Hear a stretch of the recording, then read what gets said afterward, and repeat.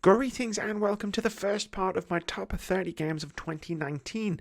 In this episode, I'll be counting down from 30 to 21, with more videos coming throughout the week for the rest of my Game of the Year list.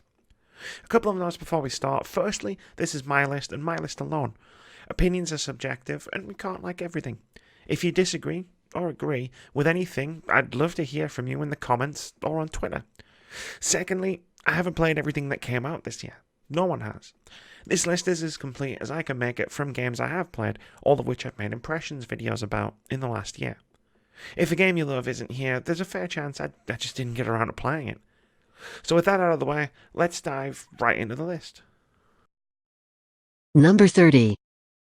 Man of Medan followed the formula laid out by Supermassive's exceptional Until Dawn, perhaps a little too closely.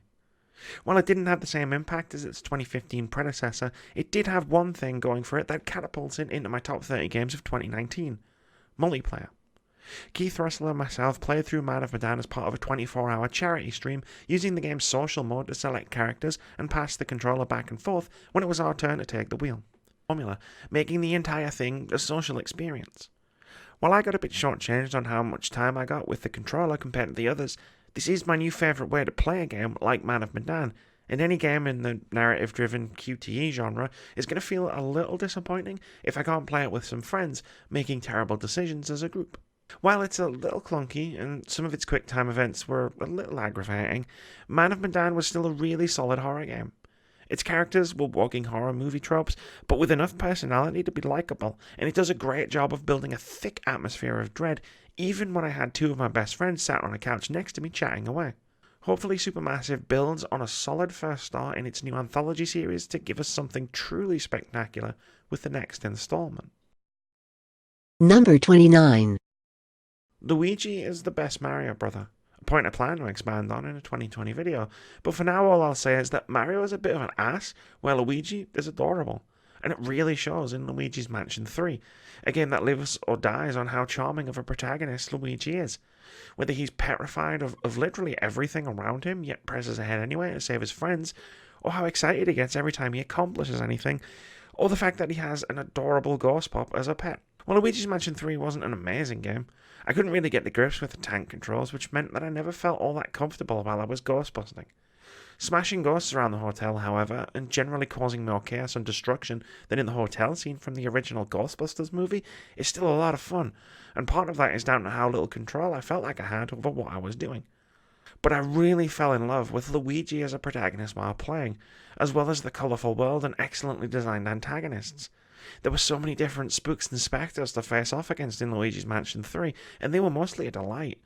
Whether it was the depressed film director who just wanted to finish his movie, or the security guard who seemed just as scared of everything as Luigi was. There was a lot to love in Luigi's Mansion 3, and the game had a lot of heart.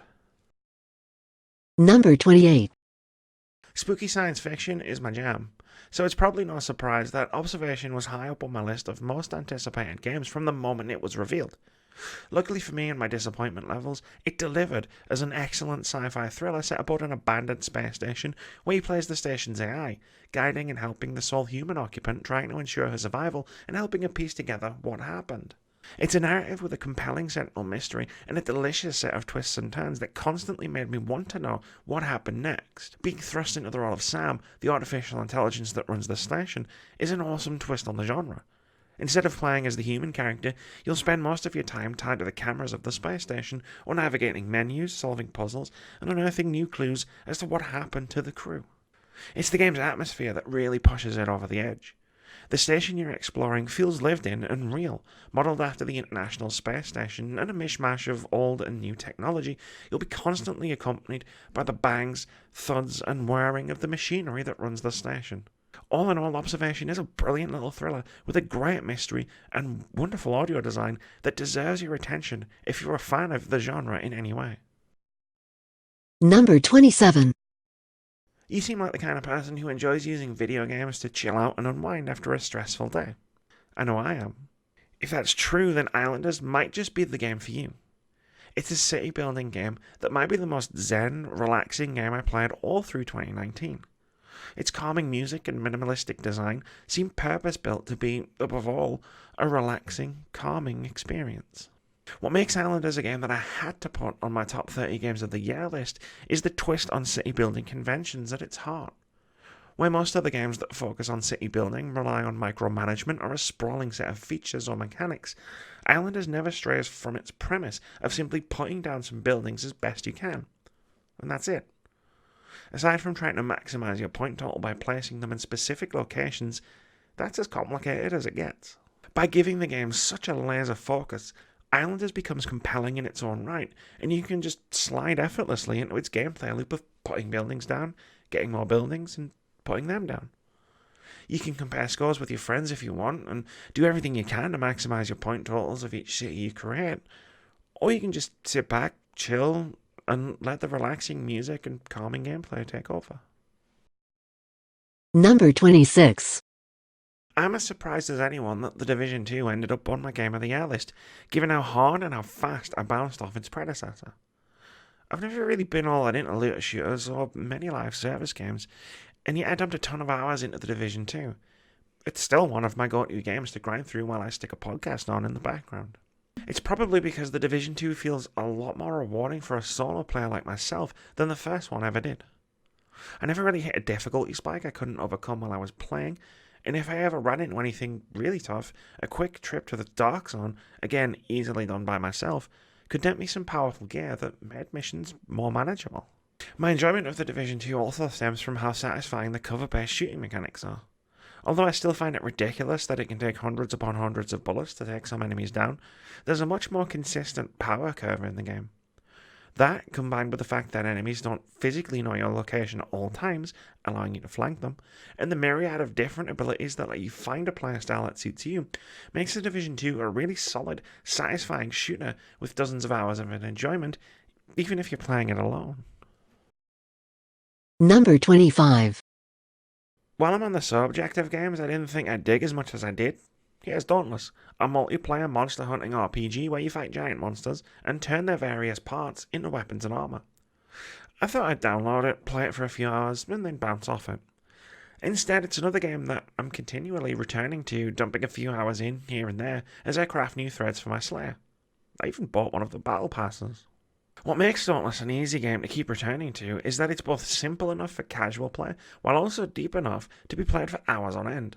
And I know, because over the course of 2019 I've played it both ways. Its progression is fast-paced enough that you can jump in to complete a smaller goal quite quickly, a quest or two, or gathering materials for a single bit of loot. Or you can devote a few hours to squaring away whole quest lines or decking your character out in an entirely new outfit. Fighting the giant monsters is pretty great too, thanks to the different weapons you can craft, each having their own unique fighting styles, strengths, and weaknesses. Every weapon I used in the game played vastly differently from one another, and I enjoyed using all of them in rotation. They all have different special moves and abilities, and using each and every one of them is a damn good time, much like the entire game itself. Number 24. There's nothing much to Near Cab. You spend the entire time sitting in a taxi, picking up fares and having conversations. That's it. That's the entire game. It's also a genuinely compelling one, thanks to some excellent writing and a wonderfully well-realised cast of characters. The people you'll meet and ferry around Los Angeles will engage you in riveting conversations on a huge range of topics: love, friendship, privacy, security, and so much more, all run through the dystopian cyberpunk setting that makes up the game's backdrop. Protagonist Lena is a bit more of a blank slate, which is a bit of a necessity since you'll be controlling most of what she says and how she responds. But conversations are given a really interesting new dimension thanks to the Feel Grid, a device that tracks Lena's mood and partially directs the conversation. If Lena is angry, for example, you won't be able to pick calm or diplomatic dialogue options unless you can calm it down, which is an absolutely brilliant touch that helps the back and forth feel really natural, and it's just an excellent mechanic in its own right. So while NeoCab isn't a game stuffed with mountains of gameplay mechanics, it is a game about absorbing conversations with brilliant characters, with some of the best writing I've come across all year. Number 23. I went through an interesting journey waiting for Bloodstained to come out.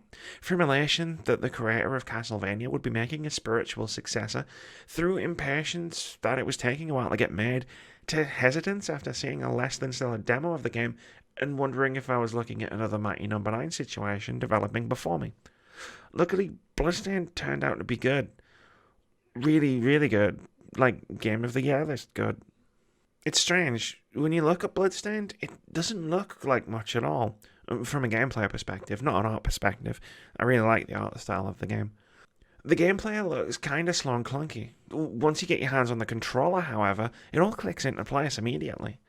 Bloodstained is every bit a worthy success out of the Castlevania franchise that its creator helped birth, and aside from some weird difficulty spikes that see some early bosses being way harder than later ones, this is a phenomenal action platformer. Looking back on the script for my Bloodstained video, that actually came off as a bit more negative than I intended, but let me be clear here. Bloodstained is everything you could hope for from a Metroidvania game, and a little more. Aside from the excellent combat, exploring its sprawling, interconnected map as you unlock more and more new abilities is a delight.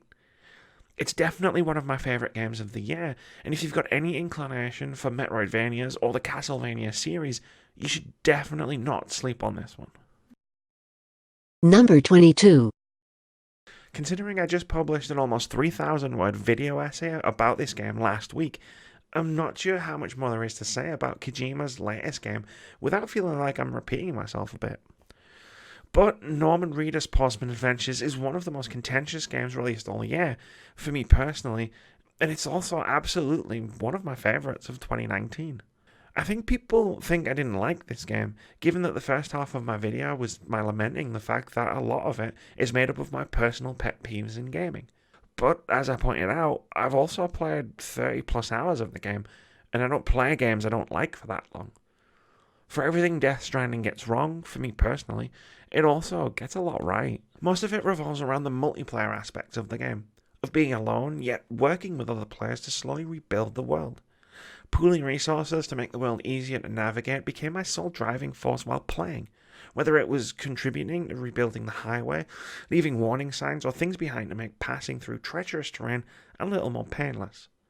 Regardless of what you may think of my past videos, Death Stranding is one of the better games of 2019, and it was 100% always going to make it onto this list. Number 21.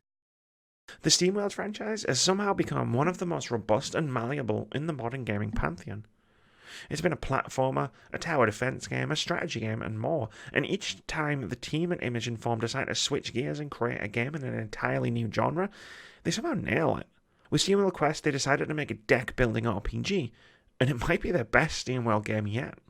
Everything you already expect in a SteamWorld game is here, if you're a fan of the series like me. A quirky, endearing cast of lovable misfits, a sublime and evocative art style, and a sharply witty game. Built on top of what you've come to know and love from a SteamWorld game are the newly crafted RPG mechanics. The gameplay works pretty much how you'd expect a turn-based RPG to work, except your available moves are the decks of cards you build for each character. It's a brilliant touch, allowing you to tailor each member of your party to specific playstyles with a series of cards that you collect and craft as you play.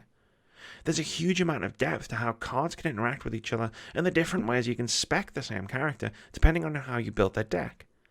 SteamWorld Quest is basically everything you know and love about the SteamWorld series thrown into a tremendous deck-building turn-based RPG. I can't wait to see where Image & Form take the series next, but judging from SteamWorld Quest, the series is in excellent hands. Thank you very much for watching this video. If you've enjoyed it, please leave us a comment, like, or subscribe to the channel if you haven't already. We've got tons of awesome videos coming every week, including review impressions, indie game of the week, debate-driven top 5 lists, video essays, and our weekly podcast where we discuss games, gaming culture, and the games industry. We also stream 3 times a week at twitch.tv/wordsaboutgames. But most importantly, have a fantastic day.